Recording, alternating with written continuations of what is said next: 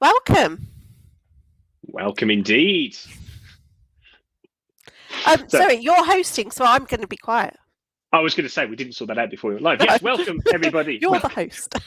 Welcome everybody to this week's business broadcast, Spring Budget. So what? Today I am host. My name is Pete. Nikki calls me in for when she needs to go through something in depth, but be kept true to the timings. So today we are joined by the fabulous Nikki. Nikki, say hello. Hello, everybody. So we are here to talk about the spring budget. We've had a few days. I know you've been doing an enormous amount of research. I'm going to ask you about that in a second. But I just want to, before we get into it, do a little bit of housekeeping and just remind everybody that this is an interactive show. So please do post questions, post comments, and to just get us going, just pop in the comments. Have you had a chance to look into this budget so far yourself? Just a simple yes or no. And let's just get a bit of a feel for what people have done. While that's happening, Nikki, do you want to just give us a quick overview on what you've done to prepare for today? Okay. Checking what homework I've done. Okay, so as always, I, sat riveted on my sofa watching Jeremy Hunt, obviously. Reality, having lots of cups of tea to keep myself awake during it. But so as always, I watched it, listened to all the political reaction, and of course dealt into all the detail afterwards of what actually all the headlines really meant. And as usual, I've sort of summarised the key things, because there's huge amounts of stuff in there, not all of it relevant to the average SME business owner. So for today, I've summarised the key parts, so I feel like that was about to be a advert. What was it? There was an lager advert. It was a key, the bits that other beers don't reach or something. But anyway, yeah. But yes, I've got ready at my fingertips the key things that you need to know about as a business owner, and right at the end, I have some homework for you. Excellent. Okay. Well, just to let you know, we've had some comments. Thank you, everybody, for the comments. Mixed. A few people have. I mean, I think Kirsty says it nicely. She's not done it. She's waiting to see what Nikki has to say, which I think is the smart move. Yes, definitely the smart move. Kirsty just listens to me. That's fine. By far the best. If only Jeremy Hunt would. So, let me just give you sort of what my take was, and then we'll get into. I think we're going to start with the positives, aren't we? What's good in this budget? It was portrayed as a growth budget. But actually, when the details came out, it felt more like a budget for people than for businesses. What were your feelings about that? Well, yeah, if you can try and argue that zero is growth, yes. So yes, we are in the position that we aren't technically in a recession, because we have growth of zero. So so he can take that. We haven't got headlines of it being recession at the moment. So yes, I do, to be honest, I do respect some of the things that he's trying to do. He is a details person. He has got experience in different roles in the cabinet, so he's not naively coming into these things. But he's done a lot of things that may make only a very small amount of difference. Now, sometimes lots of little things can roll along and gather moss, etc., and create something good. The thing is, there's so many challenges out there at the moment, and I will go through some of those later on. We will have to see. Some of this is just going to be dictated more by global conditions than what we can really do internally. There's controversy of some of the things of what he has done, whether he's wasted money in some areas and been too harsh with others, which again I'll come to. So some were getting excited about certain things, but yeah, I'll go into the detail later. But it's a bit of a mishmash. Mishmash, right? And just to say, we're not going to focus on whether it was right or wrong today, Nope. are we? We're just going to say the impact. Okay, so Yes, as that's out business of the way. owners, you can only focus on the things that you can control. So we will go through the facts and what you can do or not do regarding those. Marvelous. Right. Well, let's crack on then. So there were several good things from the perspective of a business owner. Let's start with the headline one. Pensions, Nikki. Indeed. So this is for business owners, especially for business owners that are coming towards the end of their employment time, Career. a career, that's the word. This is particularly good because you can put a lot more into your pension pot because the cap has been lifted. There are still limitations. It doesn't mean that you can just throw millions of it in there. You still have to abide by the rules of how much you can put in per year, which has been lifted from 40 to 60,000 per year. However, there is still the nasty tapering rules. So if you are a significantly higher earner, you are still going to be limited by how much, and it's not going to be much less than 60. It actually goes down to 10, which is better than it was before. So the threshold is now 260,000, where it's tapered down to 10,000. So where people might be thinking, oh, great, all these millionaires are going to be putting stacks and stacks in. Well, actually, they can't, because if they earn loads, they're only actually restricted to put 10 grand a year in anyway. Okay. So it's the controversy on the pension is the whole point of it was to make sure that some of the higher earners didn't feel that it was didn't feel penalized by continuing working, because some of them were forced to carry on in pension schemes. But rather than just focus on those groups, such as senior doctors, consultants, etc., they've just done a broad brush across. Now, there's a lot of controversy, and that's actually potentially costing £1 billion. So they probably could have got the same of what they were trying to achieve with trying to keep some more senior doctors for a lot less cost. And it's, and also it is only affecting 1% of the population, the people that have these size pension pots, which hopefully, of course, are all these SME business owners that are tuning in today. But so hopefully it is a good thing for you. But it is a bit of an expensive thing that they've done for what they wanted to do. So this is, if you're towards the tail end, so you've got a big, growing, successful business, you are bringing the money in, it's a minimal benefit. If you're towards the early days, then it may well be it's opened up that pension question, which is not something we want to go into now, but fundamentally, absolutely, it's benefits for different people. But for someone like me, who I'm probably potentially going to be working another 20 years, that means it's I could hopefully put in, well, not this year, but some years can start to put in that, if I put in 60 grand a year for the next 20 years, that's a nice sizable pension to add to what I've already got. So that it can be quite interesting. Yes, could always return as well. Let's move on, Nikki, because we've got a lot to cover. So let's talk about SEIS, which you did tell me and I didn't write down. Yes, Seed Investment Enterprise Scheme. So this is, you may think this is a bit of a niche area, especially if you're an established business, because this is what, if people are investing in your firm in the early days, they can get some really interesting tax relief, either SEIS or EIS. This is actually an overhang from the quasi-Quanting Liz Truss budget. Most of it got scrapped very short shrift afterwards. This was one that didn't.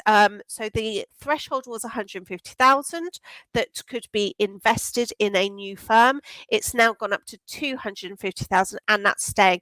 So that's really good news for new businesses, that they can get this an extra amount of investment, and it makes it quite low risk, or at least it reduces the risk for the investors, because they get so much tax relief on it. So even if you haven't got a new business, this is something that you may be wanting to discuss with your IFA, because there are a lot of SEIS funds out there that you can invest in. But obviously to discuss with your IFA on, because these can go up and down, etc.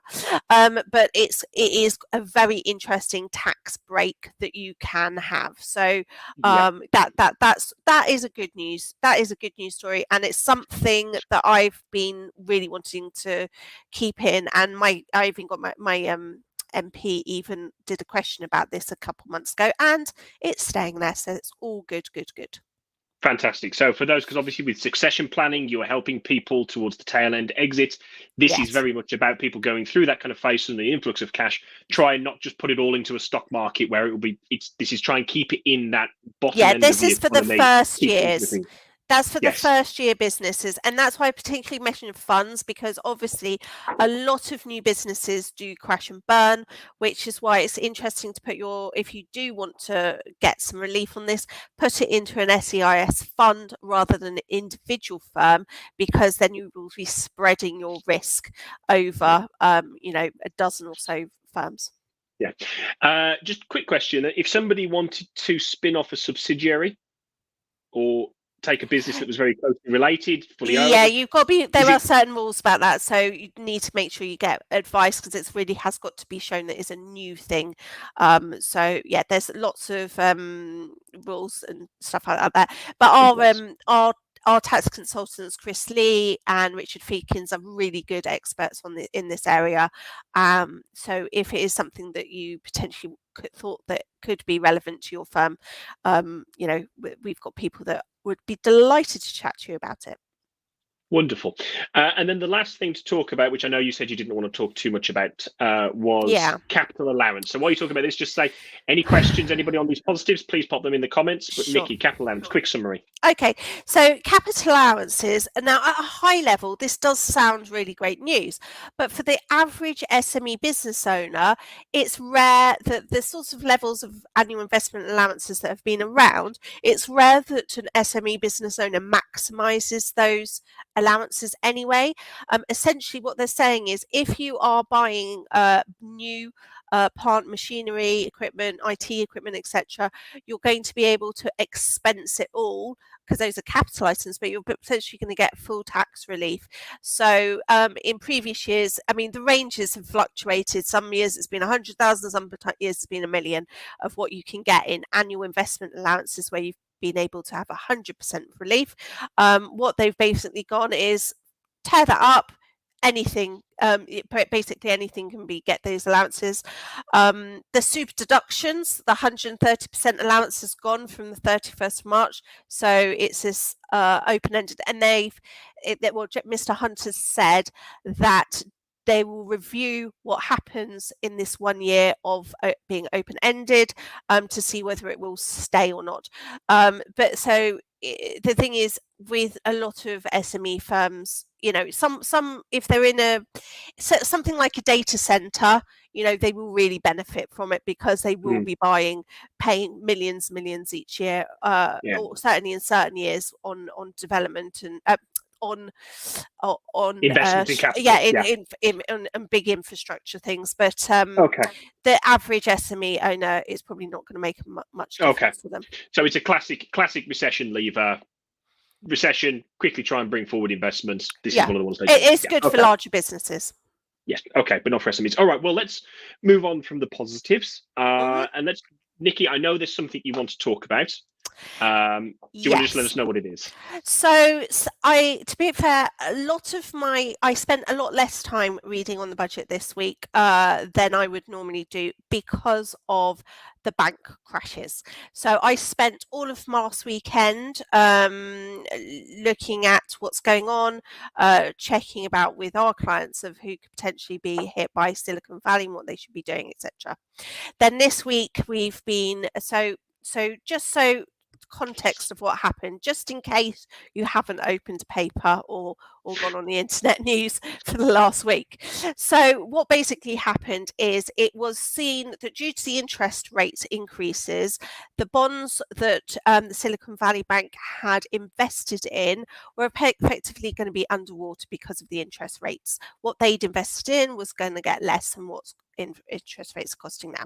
So it was pointed out in a particular tech newsletter, and then it ended up being a bit of a run on the bank. So those of you who will have been through the 2008 global crash, it's starting to feel a bit like that in some ways. However, things have moved on so dramatically because now, a rumor like that, it goes around social media super quick. All the VCs and the investors, because there was a lot of tech firms affected, not just tech firms, but because, for example, Etsy. So anybody that were doing, selling things on their platform, they do all their payments via Silicon Valley Bank. So there's lots of different. It wasn't just tech firms that were affected. However, some tech firms didn't even have any choice in the banking. They were told by their investors who they had to bank with. So they were sort of a bit stuck with having their money in a bank that they were worried, is it just going to crash and burn? Now, if you're in the UK bank, the Silicon Valley UK part, then that was fortunately they resolved fairly quickly and was purchased by HSBC for a whole £1. They obviously guaranteeing the deposits, etc. And it was seen that it's a good thing because obviously, hopefully, if a bank like HSBC was, they felt like it was a safe pair of hands. It took longer on the US side. It's still a bit more different. Just so you know as well. So just going back to what you need to do if you're with a bank accounts. If you have got substantial funds in your banks, try and make sure you have them spread over different banks. Also be aware of which banks are subsidiaries of others. Now, in the UK, £85,000 is usually guaranteed if it is a proper bank. Now, some places where you hold your money don't actually have a full banking license. Do speak to your accountant or your banker to check if your account is guaranteed for that 85,000. I've been spending my week looking at which of our clients have accounts with some of the challenger banks, because we were worried about whether there would end up being a run on them. That still could happen at some point. So it's just be very sensible to have. It's just a good practice anyway to have two bank accounts, because even if the bank crashes, platform go down, and they do go down. So do have a chat with your banker or your accountant or whoever you trust, to have some advice on what banking facilities are you using? Are you being the most safe for your money? Because there was a lot of people over the weekend that were really worried that all their money from their business was disappeared. I mean, there was one poor woman that I noticed that had two businesses banking there plus her personal mortgage, so she was really freaked out. But yes, but be careful. Credit Suisse has already had a run this week as well. That fortunately that people have stepped in for that. It's not, some very well respected people that predicted the last 2008 crash are saying similar things happening now. I don't want to be a doom and gloom version. I'm just saying be sensible, be careful, look at proper risk management for your bank accounts. So just to summarize there, SVB exposed by the bond markets, not the only bank, many others do, but small enough, plus Twitter. VCs made the whole thing much, much worse by getting overexcited, created a run. The bank collapsed in the face of a run, as any bank will, because there's always an imbalance. Absolutely. They created the run. Legislators have stepped in, made very clear that they will fix these things. HSBC for the UK heroes.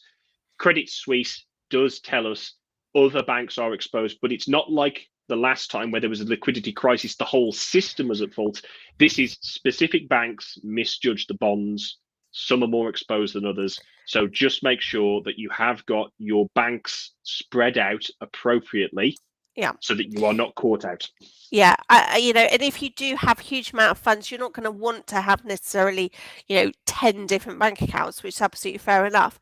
But try to have the biggest funds really in one of the bigger banks.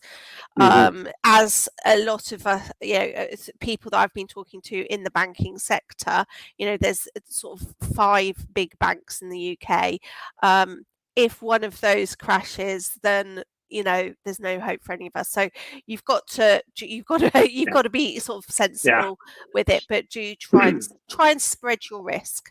Yeah, but it's worth noting as well, from what I understand, is that some of the banking rules that were brought in off the back of 2008, which the banks have protested against, have applied to these big banks, which means they are actually looking to be more robust in the face of this. And so there were some great rules that were brought in to make sure that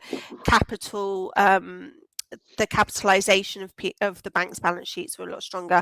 I'm not going to mention any particular banks here because I don't want to be the start of any rumor mills. But there are, a few that we are worried about, and I'm sure you'll soon be able to find on Twitter the ones that I'm talking about. But I'm not going to fuel it today. Talk to your accountant, basically. Okay, Nikki, let's move on. Let's move on to the downside. So it wasn't entirely like any budget. There were some, with one hand giveth, the other hand taketh away. So let's talk about the first and most obvious one. Let's talk about corporation tax. Okay, so corporation tax, there's not actually any change within this budget. This had already been announced that the corporation tax is increasing to 25% from the 1st of April. It's a bit more complicated than that because it's actually still 19% for the first £50,000 if you're a smaller business, and then it tapers up to 250,000. We did a whole half an hour on this a few weeks ago. So if you want more real detail on this, please do go back and look at our corporation tax half hour with Richard Feekins, where he explained what you should be doing and thinking about with corporation tax increases. But definitely, if you haven't already planned for it, start planning now.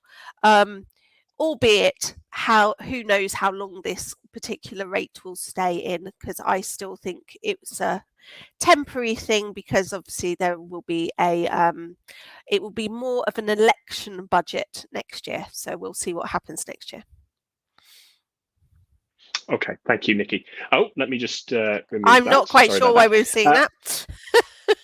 That's okay. We're moving forwards. So, Nikki, R&D, that's the other thing to talk about. Okay, so there's sort of 2 things I want to talk about with the R&D. One is the actual rates. So they were going to be completely slashed. They've actually not been slashed as much as they were going to be. So do talk to your accountant if you're intending to do an R&D claim. Do have a look at what the rates currently will now be that you could potentially getting. So that was some sort of positive good news on the R&D. However, the second half of this, and I want to particularly talk about R&D, is there have been an increasing number of R&D checks, compliance checks. So whereas it wasn't that long ago, HMRC were being quite efficient and pushing through the R&D claims within 28 days in some case, which was fantastic.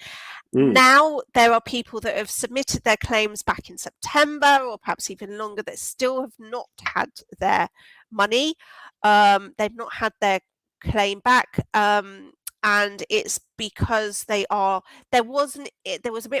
been a surge of fraud in this area, and so fair enough, they're trying to preserve giving more money to fraudsters.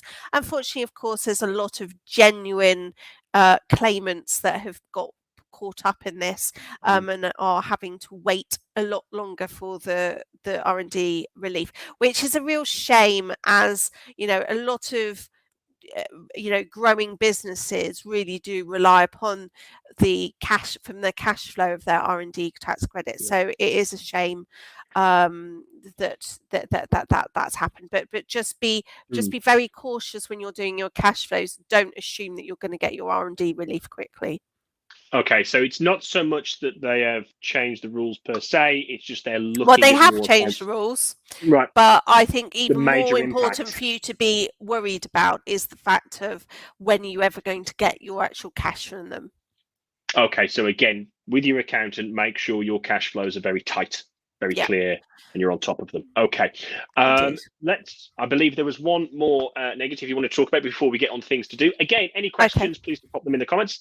Okay. But Nikki, let's talk about income tax. So income tax, again, this is something that was already there, but I just want to remind those SME business owners that are doing particularly well and are sort of planning for their personal tax bills. The 45% threshold, which was around 150,000, that has been brought down to 125,140 from the 6th of April. So if you sort of step back, when you're looking at income tax, you've got the 40% threshold up to 100,000. Then between 100,000 and 120,000, you've got an effective tax rate of 60%, because although it's 40% tax, you're losing your personal allowance, which is pants. Well, actually, it's even slightly higher now because the personal allowance keeps changing. But anyway, so then you hit at 125 going into the 45%. So when you are forecasting for your future personal tax bills, just do bear that in mind. So you know, there will be more. I would have thought there's probably going to be more and more business owners that will be trying to keep their earnings below 100,000, unless they're wanting to take a lot out, and then you might as well take out 200 or whatever you've got happen to have. But yeah, it's not fabulous. So obviously you might be able to offset it by your pension reliefs, but just do be careful about, it's not, these that is going to sting a lot of people. Okay, yeah. So, all in all, would you say, Nikki, before we go on to things to do now, a good or a bad budget for business owners? Fair to middling. Fair to middling. Fair to middling. 50-50. It's not, I wouldn't say it's a budget that people are going to go out and say, oh, fantastic, I'm going to hire a dozen more people. It's more of, well, perhaps I can, I'll be all right for a bit longer, or it depends where you are in your stage of your life of your business. Okay. One other thing that I forgot to mention actually was capital gains tax. Just to be aware that your allowance will decrease to 6,000 on the 6th of April. So if you are about to sell some shares, sell them before, well, depending on how many they are and various other things. But if it's just a small amount, just do be aware that at the moment you've got 12 grand that you can get tax free, but it's only going to be 6 from the 6th of April. Okay, very good. Thank you, Nikki. So, Nikki, before we talk about things to do now, do you just want to very quickly mention what next week's show is going to be about? Oh, yes. Right. Okay. So this is hot off the press. So next week I am with the lovely Nigel Elks. So we will be a succession planning focused show, and we will be talking about deal structure and how it affects your business sale, because there are so many iterations of how you can structure your deal, and yeah, so we're going to be touching upon different ways that SMEs typically structure their deals, what the market is pushing for in deal structure in different sectors, and how you can influence that. Okay, wonderful. So that will be released later today. So, Nikki, things to do now. What should people do in light of this budget? Okay, so as I always say, so this is my buzzword: planning, planning, planning, planning. So make sure you plan what's going to be happening next year from your business, from your personal, and then you can forecast what your potential tax bills are, and then you can look at what you can potentially mitigate them with. It's always a good idea to do this holistically. utilize your IFA, utilize your accountant. If possible, get all three of you in the same room together and bash out what are your options, how you can try and maximize, what you are working on, try and maximize what you actually end up retaining from all your work from your businesses. So that's the first thing. Do look at your planning. With it's sort of a planning part really, but with the corporation tax changes, do really have a think about your structures. So think about the different companies that you've got in your structures. Could they potentially actually be simplified, and you might even be able to save some accounting costs as well if you simplify your structures. Also look at whether your mix of salary to dividends is optimum, because there will be different situations depending on your circumstances of whether you should be doing salary or dividends, and the mix, and it depends on the profitability of your company. But that's why you need to look at this all together. Finally, assume that there will be all change for budget 2024 and certainly for budget 2025. So you probably need to be doing short-term definite forecasting, and long-term worst, middle and best case forecasting, because it will depend on the markets. It will depend on how strong they want to go in for making an election budget next time, and of course, let's be realistic. What will the 25 budget be like when it will be Labour in? Which is probably what the case will be if we go by what the polls are now. So you probably will have some, these shows will probably have to be an hour long the next 2 years because of the amount of things that will be happening. Yes, and we look forward to that. So thank you, Nikki, for that rundown. I think it was wonderful. So it's an average budget, and there's lots for people to crack on with. Talk to your accountants. Talk to your IFA. That's the gist I took away from that, around the good, the bad, and especially around where your money is being kept at the moment. Nikki, Indeed. You want to just sign us off with a goodbye, and then we will end? Yeah, well, cheerio. Hopefully have a lovely weekend. I'm going to be hopefully having a little family bike ride. Cheerio. Thank you very much for watching, and please do tune in again next week. Thank you very much, Pete, for hosting. Thank you. It's been a pleasure. Bye.